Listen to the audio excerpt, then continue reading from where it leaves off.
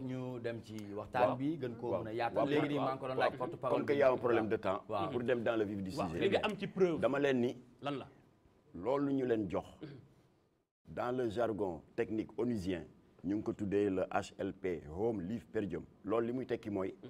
bu amee benn mobilisation de contingents de pays étrangers dans le cadre d'une mission d'interposition de maintien de la paix dans un autre pays bu fekkee mission bu dafa war a durer 6 mois ou plus parce que soldats yi ay doomu aadama lañu dañu am ñu njaboot bu ñu demee ba moitié temps bi rek bu defee 3 mois ONU dafa leen di accorder lu ñuy wax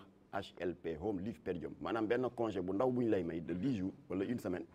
am tuuti koppar bu ñu lay jox nga daw nemmeeku ji njaboot gi pour une dizaine de jours delluwaat sur le théâtre des opérations waaw y avait 34 contingents de 34 pays contingents yu bari jël nañ congé boobu ak koppar ya mu àndal Sénégal nag ba mu des le contingent sénégalais. Ah bon? Parce que contingent sénégalais dañu ne comme que egsi nañ ba noppi nañ ko song mu jeex benn yoon donc ñoom nañ leen dencal seen prime de congé ba mission ba jeex en novembre en mars 91 état-major woo leen prime de congé bi mu jox leen ko ne leen en même temps mooy seen indemnité de guerre fu mu teg loolu fa la njuuj njaaj ba commencé congé jàmbur xam nga yow ak yëpp ay salarié lañ boo liggéeyee code du travail dana boo liggéeyee 12 mois plein daal di rendre de bons et loyaux services am nga droit à 1 mois de congé chômé et payé militaires yi am na en mission moom la ñu tuddee HLP waaw état-major jox leen ko jàpp ne mooy indemnité de guerre bi du indemnité de guerre wax naa ko directeur de cabinet Macky Sall wax ko le ministre des forces armées prime de congé jàmbur la moom la gars yi joxe ñoom ñoo ko moom mu toll ci environ ñaata par soldat indemnité de guerre bi anamu alors ma leen nag dinaa leen wax fu indemnité de guerre bi ne ndax ñoom dañ ko jox soldats yi ba pare ne leen Arabie Saoudite moo leen ko jox indemnité de guerre la man nee naa leen amul dëppoo la li am foo teg benn ma ne ko d'abord firnde bu gàtt laa leen di jox le 11 septembre 2015 am na accident bu grave bu amoon ci travaux d'extension de la grande mosquée de la Kaaba ñuy defar jàkk ji di ko defaraat grue ba nekk ca kaw ngelaw li yëngal ko bu daanu dal ci kaw dallage bi des centaines de kilos de béton toj dal bi fekk nit ñi nekk ci suuf di julli mu dal seen kaw rey 107 personnes te du woon période aj période umra la mais gouvernement saoudien bi dañu réunir immédiatement daa di ne donte la ñii ñu natt bii leen dal ñoo fi indi seen bopp woowu ñu leen waaye ñun Arabie Saoudite jomb nañu en tant que porte-étendard de la umma islamique nit ñëw ba fii nattu dal la ñu di la seetaan te duñ ci dugal seen loxo ci la Arabie Saoudite immédiatement te jox naa firnde yi directeur de cabinet Macky Sall muy le quotidien SPA Saoudia Presse Agency mooy seen APS fii xam nga agence de presse sénégalaise c'est l'organe gouvernemental lu APS wax rek Macky Sall la ko wax ñooñu tamit seen SPA Saoudia Presse Agency c'est l'organe de presse du gouvernement saoudien alors Saoudia Presse Agency lu mu wax nee na nii la ko gouvernement saoudien réglé par blessé doon tele loxo bu damm rek la. yaa ngi ci ban cas. maa ngi ci kaw accident bi dama lay wax rek pour nga xam ne li yéen wul maanaam pour nga xam ko ñu jox leen 500 000 rial mooy 70 millions suñu xaalis par blessé. man xam naa benn journaliste indonésien la ci accident ba la wax loxo bee damm rek 70 millions la ko Arabie Saoudite jox. par mort ñu jox sa njaboot par l'intermédiaire de ton ambassade 1 million de rial mooy 140 millions suñu xaalis ma ne ministre bi nag. naka la Arabie Saoudite defee teraanga jure yooyu ci koo xam ne da nga doon doxantu romba màkk rek musiba dal kii nga xam ne Arabie Saoudite moo ko woo ne kaay wallu ma mu tuur fa deretam dee fa ngeen bëgg a gëmloo nit ñi ne 1 million la Arabie Saoudite jox du dëgg Mamatar nga baal ma mais tamit loolu it ndax doy na preuve en tant que déedéet am na yeneen preuve dañuy waxtaan rek preuve bi laa bëgg nga ñëw ci preuve bi nga am que ni Arabie Saoudite jox na ndàmpaay soldats yi nekkoon muy benn xeetu ndàmpaay dërëm soldats yi jotuñu d'accord deuxième xeetu ndàmpaay Nations Unies ñoom ñooy superviser les opérations de maintien de la paix soldat bu jógee sa réew dem ci beneen réew pour nekk une force d'interposition Nations Unies moo la yilif Nations Unies ba guerre ba jeexee dañu ne Saddam Hussein dañu bëgg nga réparer les dommages collatéraux yi nga teg askan wi ndax am na ay tool yoo lakk am na usines yoo toj mais surtout les 34 pays yi envoyé des contingents militaires am na ñu ci loru ñi laggi nañ ñu amputé nañ leen ñi dee nañu Saddam Hussein ne la ma yoroon ci xaalis dépensé naa ko ci guerre bi gars yi nag comme que noonu la dinañ def embargo territoire ko irakien yi dara du jóge ci bitim réew di fa dugg moo tax ñu tëj frontière yi ONU moo ko tëj dugub duggatul mboq duggatul blé dara Saddam Hussein demee ba xoox ñëw sukk d'accord ne waa loo leen bëgg te aw ma xaalis gars yi ne ko am nga pétrole mu ne waa d'accord je vais payer en pétrole ñu daal di créer la résolution jox naa ko ministre bi 1483 du Conseil de sécurité des Nations Unies intitulé embargo pétrole contre nourriture alors chaque fois bu dund duggee Saddam Hussein fay pétrole bu dund duggee mu fay pétrole boobu ONU dajale na ko ba mu bari jaay ko sur le marché international xam nga lu ñu ci am 500 milliards ñu jël ko séddale ko contingent yi sauf le Sénégal ana xaalis et pourquoi defal ndànk et pourquoi sauf le Sénégal dafa war a leer pourquoi sauf le Sénégal voilà justement attends parce que wax naa ministre bi ne ndekete lii dal Sénégal daloon na les jàmbaar français si on peut les Mamata nga baal ma mais dama bëgg mu am point bu leer da nga ni dañoo jox ñëpp ndàmpaay yaa ngi wax 34 contingents ñu jox ñëpp sauf le Sénégal lan moo tax joxuñu Sénégal ku joxul Sénégal ndax moo tax xet gi la wala waa Koweït wala kan moo joxul état Sénégal ndàmpaayam dama ne bu ma nee jox nañ ñëpp sauf le Sénégal waaw sur les 34 pays nga xam ne benn ngi ci woon Tunisie Algérie France États-Unis ñun yàlla dimbali nañu ba ci contingent yooyu parce que mënuñoo am ay contact avec les 34 pays am nañu à peu près une dizaine de gens yu bokkoon ci contingent seeni dëkk à l'époque jokkoon nañu ak ñoom am na ay militaires bañ jotee seen xaalis dañu démissionné tabax étage am nañu investir di commerce jot nañu mais jusque là xamoon ndax Sénégal jot na xaalis wala jotul xaalis alors léegi Sénégal jot na xaalis bi justement ba dëj ba jeexee buuru Makka dafa yabal le prince Khaled ñëpp xam nañ ne ku sës rek la ci biir et en même temps c'est le commandant en chef des forces musulmanes alliées mu ñëw au nom du gouvernement saoudien pour jaale si le gouvernement sénégalais ba muy ñëw il n'est pas venu les mains vides moom la benn rescapé di wax démb ci ba mu demee lu mu indaale xaaral rek ba mu demee ci la ñu woo soldats yi coppati 1 million jox survivants yi ne am leen seen ndàmpaay yi coppati 1 million 42 000 pour mbokk soldats yi dee xam nga loolu ñaaw na maanaam 42 000 la ñu bëgg a weccee bakkenu ña dee 42 000 francs loolu la ñu def jeex na alors léegi nag ñun ñu def ay recherche wax naa la ko sànq ci yeneen dëkk yi ki ñu gën a jege muy France ñoom effectivement bokkoon nañ ci guerre bi mobiliser plus de 19 000 hommes ay chars de combat ay avions Apache ay hélicoptères Apache ay avions Rafale ak i chars de combat kon c'est normal ñoom ñu ëppale ci wàllu ndàmpaay li Sénégal war a am waaye yëf yi daal di tagga tembe ñoom ñu def ni collectif des jàmbaar gox def di yéeg di wàcc di yéeg di wàcc ce n'est qu'en 2010 waaw te jox naa ministre des forces armées Augustin Tine mu ngi may dégg firnde yi que le premier ministre François Fillon qui est vivant que le gouvernement Sénégal peut appeler ci la ne mais au fait génneel leen ma les archives de la comptabilité publique de 91 xaalis bi ONU joxe pour les jàmbaar français am na fu ñu ko war a dugal traçabilité bi mais ba mu génne ndekete ba xaalis ba ñëwee te dafa bari 3,500 millions de dollars xam nga ñaata la suñu xaalis 1750 milliards ba ko François Fillon gisee ne xoolal leen ma comptabilité publique waaye ba ñu defee archivage bi génn ko ndeke dañ ko loger dans une rubrique de la comptabilité du trésor public mu ne leen génne leen xaalis bi c'est pas pour l'État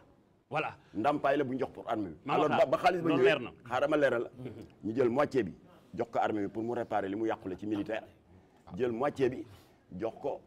takkader yi parce que soldats français yi dañ ci loru woon surtout dañu noyyi ay gaz toxique de Saddam Hussein seen dënn yàqu ma daal di ne ministre bi wax naa ko tam présidence il est possible que Sénégal même erreur bi am fii président Macky Sall am na matuwaayu jox instruction Amadou Ba ministre des finances parce que comptabilité publique depuis indépendance du Sénégal kenn sànniwul dara archives yaa ngi fi mu ne ko génneel ma les archives comptables de 91 bu génnee bu ñu gis ne am na alal bu jóge ONU wala alal bu jóge Arabie Saoudite dugg dans une rubrique comptable nañ ko saytoo bu fekkee loolu la te ñee ko moom ngir yàlla état moomu ko nañ ko génne jox ko seen i borom c'est aussi simple que ça. Mame Matar benn question man jàppoon naa ni vraiment depuis 27 ans xeex bi ngeen di xeex da ngeen a am papier bu leer ci taabal. am nañu papier de mais du ma ko génne fii am ngeen ko parce que dañu nekk ci bu ñu saay-saay bu xamee foo jëm doo egg. mais loolu nag c'est important ma maxtaan. c'est important ñu xam ni kon Jamra. am na lu ci waaw moo xam nga rajo la ñu ne direct. am na lu ci président Macky Sall la jot. par l'intermédiaire de son directeur de cabinet. voilà am na lim jot waaye du ma ko génne ci presse. mais li mën a leer mooy kon am ngeen papier bu légal officiel que ni waa ONU Arabie Saoudite décaisse nañ tant de milliards de dollars état du Sénégal jot na ko sénégalais yi. waaw loolu moo ci am solo ma dolli la beneen. am na kilifa bu ne ci armée bi et ce n'est pas n'importe qui. c'est le général Louis Tavares da Souza. su ma nee général jeexal na wax. waaw la muy wax xam na ko ndax ci armée bi la ne. et kilifa la ci. te ñëpp xam nañ ko pour son franc-parler ci micro sa naataango Baye Oumar Gueye émission objection mu wax ci làmmiñu boppam le lendemain ça a été repris en intégralité dans l'édition du 22 août 2017 je répète 22 août 2017 bu Sud Quotidien xam nga lu mu wax les Nations Unies ont parfaitement remis à l'État du Sénégal les indemnités mais l'État ne l'a pas reversé aux soldats loolu leer na xam nga loolu du waxu DTV du waxi Jamra waxi armée bi la na ko président Macky Sall gëstu ñu jox ñi seen aq ak seen yelleef ndax xeetu lekk alal bu lewul bi ci gën a bon bi yàlla gën a rëbb mooy alalu jirim ak jatuur ñii ay orphelin lañu ñii ay veuve lañu ku leen dimbaliwul ngir yàlla as tuut sañ yor nga bàyyi ko ñoom parce que xam nga booy noggatu koo ëpp doole yow Modou Niang nga jot indemnité waroon jot indemnité 70 millions man ma nekk autorité ci armée bi ndax ci man lay jaar lu ma jubadi bu ma lay nax bu ma lay sàcc naa sàcc moitié bi 35 millions yi bàyyi laak dégg nga 35 millions waaye lan laa def 70 millions yi ma jox la 1 million jël 69 yi. ana lu gën a ñaaw loolu. Une question à Rosalie s'il vous plaît. Donc c'était par rapport à ça xaalis boobu noonu certes général bi dafa ne waxul carrément indemnité il a dit que l'État a reçu de l'argent on ne sait pas si c'est l'argent c'est de l'indemnité ou bien parce que booy envoyer ay soldats état bi aussi dafa am opération bu ñuy joxe ONU état bi da ciy am dara est-ce que du ONU loolu la versé en attendant que indemnité non général Tavares de Souza qui est un général dans l'armée lu leer la wax. d'accord te waxee ko ne dafa ne de l'ONU. attends yemul foofu de dafa ne l'organisation des Nations Unies a bien remis l'argent à l'État déglul fi mu daane la wax mais l'État ne l'a pas reversé aux soldats kon soldats yee ko moom. d'accord soldats yee ko moom mais pourquoi le PS se fâche ñu dem ci porte-parole bi muy Bocar Moussa. xam nga porte-parole bi am na baat bu mu tëjee waxam moo jeexal wax ji dafa nii du dafa ne c'est un faux débat man itam ma ne moom tontoom c'est un non événement c'est un non événement mais Matar ki fi nekkoon li ñuy wax mën naa rangi naar yaa ngi léegi jafur yi commencé de jàmbaar yi daanu ñenn daanu nañ si njaboot mi ngi fi ba léegi am na ñooñu ñu ngi dund ki fi nekkoon njiitum réew mi ngi dund ñi fi nekkoon ak moom ci gouvernement ñu ngi dund ndax porte ngeen plainte wala dem ngeen gis leen pour am ay information ndax alors léegi bi moom Abdou Diouf la li waraloon conférence de presse bu démb justement mooy tontu ci sa laaj bi dañu ne woon d'abord dañuy épuiser toutes les voies de recours nettali naa la fi ma jaar yëpp autorités yeeg kilifa diine yi kon toutes les voies de masla matlal nañ ko rawatina ñii yalwaanuñu siboruñu dañuy laaj lu ñu moom te la ñu moom dañ ci coppati as tuut ne leen am leen seen ñamu bët lekk la ca des loolu la ñu bëgg a xam ku ko lekk nañ ko génne te ñun xam nañ fi xaalis bi ne parce que ñun information yi ñuy joxe par étape la xam nga ba tey tuddaguñu tur am nañ ay tur ci armée bi d'accord ak ci gouvernement wàllu politique bi ndax alal bu bari la benn deal la boo xam ne benn mafia ñoo organiser lii ñaaw na de kii wax avocat bi xataraayu du waxam dañ ko yónni nee na c'est un faux débat loolu rafet na ay veuve ay orphelin ñi torox ñii kër yi tas nañ ñi dëgg ay mine antipersonnel ñu dagg seen tànk amputé leen fii may waxe yow am na ci ñoo xam ne ba seen kër tasee dégg nga ñu déprimé état dimbaliwu leen kenn dimbaliwu leen xam nga ni ñu mujjee am na koo xam ne chaque mois am na rendez-vous centre psychiatrique de Thiaroye parce que c'est un dépressif am na keneen koo xam ne seen télévision ba mu ñëwee filmé na ko tendre na ko parole suivre naa ko ci journalu 12 heures muy Makalu Cissé ci avion ba daanu la nekkoon 93 personnes lakk ba jeex ci kanamam moom choc bi tax na yaram yëpp ay weñ la dañ ko opéré dugal ay weñ en fer et en argent yaa ngi koy gis mu toog sa lunette yi ñuul wax nañ ko bul ñëw wéruloo kooku chaque mois mu am rendez-vous hôpital pour faj waaw yooyu yëpp am yow nga ne yaay avocat parti socialiste soo mënul wax ju jekk wax ju yiw absolument dawal yërmande tout à fait nga maanu waaye naan loolu lu muy nuru pour yow lu muy c'est un nuru faux pour yow débat comme que c'est un faux débat ñun ñu ne ko yow sa wax c'est un non événement et on ira jusqu'au bout très bien bu fekkee dafay défendre des yan barons plan socialistes d'action qui étaient ngeen là dëgmal fu mu toll nii yan plan d'action ngeen waaw dëgmal action bi mooy Macky Sall a toutes les informations d'accord dégg nga le ministre de tutelle aussi informé nañu kilifa diine yi xam nañ ne dañ ñu tooñ alors léegi premier jalon bi def nañ ko c'était la conférence de presse deuxième jalon bi avocats yi fi may wax yow tëju nañu ñu ngay liggéey ils sont en train de préparer une plainte bu ñuy adressé au secrétaire général des Nations Unies ndax ñoom ñoo joxe xaalis bu plainte ba ñëwee au niveau du sànni kayit buñ ko gëstoo daan ne comment xaalis bi ñun ñu joxe ko joxewuñu foofu dana am lu leer lu am waaye balaa ñëw egg ci loolu ay sutura kilifa di xaweeku waaye ñoom nañ ko jéem a régler moo tax ñun may nañ leen 1 mois d'accord un mois bi bu jeexee avocat yi jël avion déposé ci plainte bi ndax fi may wax yow maître Abdoulaye Tine ak maître Assane Dioma Ndiaye que tout le monde connaît xam ne avocat bu xarañ la ci wàllu droits humains maître Abdoulaye Tine moom tamit ko ràññeeku la au barreau de Paris ñoom jóguñu démb rek ànd ak Jamra def conférence de presse déedéet dañ ma woo ne balaa conférence de presse bi dañu bëgg a tukki def un travail de recherche documentaire alors effectivement maître Abdoulaye Tine def na Tunisie def na Maroc d'accord def na France def na États-Unis dugg na ONU ok parce que man dama jox ministre bi la résolution 1483 moom gis na résolution bu gën a graaw bu condamné Sénégal c'est la résolution 660 alors ñoom ba ñu defee loolu indi nañ ko ñu daal def conférence de presse waaw léegi nag état bi il a 1 mois parce que ku la muñal 27 ans bu la yokkalee 1 mois nga war a fas jom donc 1 mois yi bu jeexee ils ne font rien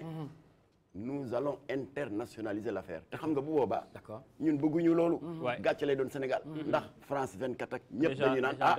Sénégal traîné nañ ko devant les tribunaux onusiens kan moo ko traîné ses propres soldats ñi nga xam ne moo leen waroon di dimbali leen les rescapés lekk nañ seen xaalis toroxal leen ba ñoo ñu dem ONU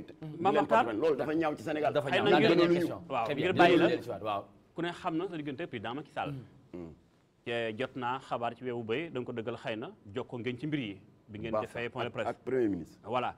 loo ñu mën a ñamal ci information lu ngeen wax daam dañu jox lépp nag ndax waxtaanu kilifa man xam naa ne Macky Sall affaire bi neexu ko dëgg la tombé waral ay gars am na un haut responsable bi nga ma woowee dama ne dañ lañ ma woo présidence waaye kooku dafa am ay laaj yu ma doon laaj ci wàllu téléphone la rek ci loolu la président Macky Sall ma ne ko bul sori ci wax ji Macky Sall n'y est pour rien waaye yàlla dafa dogal en vertu du principe de la continuité de l'État Abdoulaye Wade ba mu daaneel Abdou Diouf en 2000 bor yi fi Abdou Diouf bàyyi yëpp boru Abdoulaye Wade la Abdoulaye Wade ba ko Macky daaneele en 2012 bor yi fi Diouf bàyyi ak bor yi fi Abdoulaye Wade bàyyi boru Macky Sall kon lii boru Macky Sall parce que moom la yàlla dénk réew mi neewuñu il est fautif parce que en 91 Macky Sall il avait 31 ans boobu étudiant la xamul liggéey gi riir waxtaan ngeen ci mbir mi waaye du fotom lu wax ci mbir moom ci boppam en tant que Macky Sall léegi jawriñam bu njëkk dama si cof tuuti rek parce que dañu ne ci saay-saay boo xam ne foo jëm doo egg mu di le premier ministre Boun Abdallah Dionne dama am ay sa nawle taf xabaar yu ma jokkaloon ci affaire bi ba ma eggee kër ga avant timis yi jot sama téléphone sonné ma jël muy moom man la premier ministre ma ne ko lii day c'est un grand honneur man ndongol daara bu ñàkk solo bu mel ni Makhtar lu leen di premier ministre di ma woo mu ne waaw Makhtar dégg naa sànq sa intervention waaye milliards yi nga tudde bari na de waaw lu xew ma daal di ko tënkal problème bi mu ne ma lii daaw la woon mu ne ma fi mu ne dama nekk ci traitement des derniers dossiers avant les vacances gouvernementales waaye bu vacances gouvernementales yi jeexee incha allah na nga ñëw toog ñu am jataay bu yaatu ñu réglé ko parce que moom quand même talibé Cheikh Ahmadou Bamba la il n'aime pas l'injustice moom bëggul injustice dëgg la alors te loolu mu wax muy dëgg ci moom waaye ci diggante bi nag avant mu may woo si la ma sëñ Sidi Maxtaar woo ndax dama ko bindoon lettre jaare la ko sëñ Cheikh Thioro ci la ma woo pour ñu am jataay te tënkal naa leen jataay bi voilà ginnaaw gi nag ñu ne ci dëj dëgg la ñu toogaat xaar ba dëj bi sedd ñu seeti ki ko fi wuutu ki ko fi wuutu am na lu mu nar muy sëñ Muntaxa waxtaan naa ci ak moom nopp ak nopp keroog le 10 yàlla defal ma xéewal bu rëy moo ma jiite tisbaar maa ngi woon ca premier sàppi ba mu ne ci premier dossier bi itteeloo na ko waaw boole na ma ak doomam. d'accord muy sëñ Cheikh Khadim. Muntaxa. aha kooku bërkaat yi démb la ñu mujjee jokkoo téléphone. du ñu réeroo téléphone. am nañ ci yaakaar parce que nee na kii moo may gérer tout ce qui est administratif. voilà foofu tamit am na luy dox. waaye paaka du naka lañ ko def. waaw du paaka jiitu paaka kenn du ko jiitu ci mbaram. waaw. voilà bu ko defee itam. waaw. am na yeneen kilifa yoo xam ne feeñuñu. waaye ñu ngi ciy dox. waaye avocat bii. li muy wax du waxi kuy defar.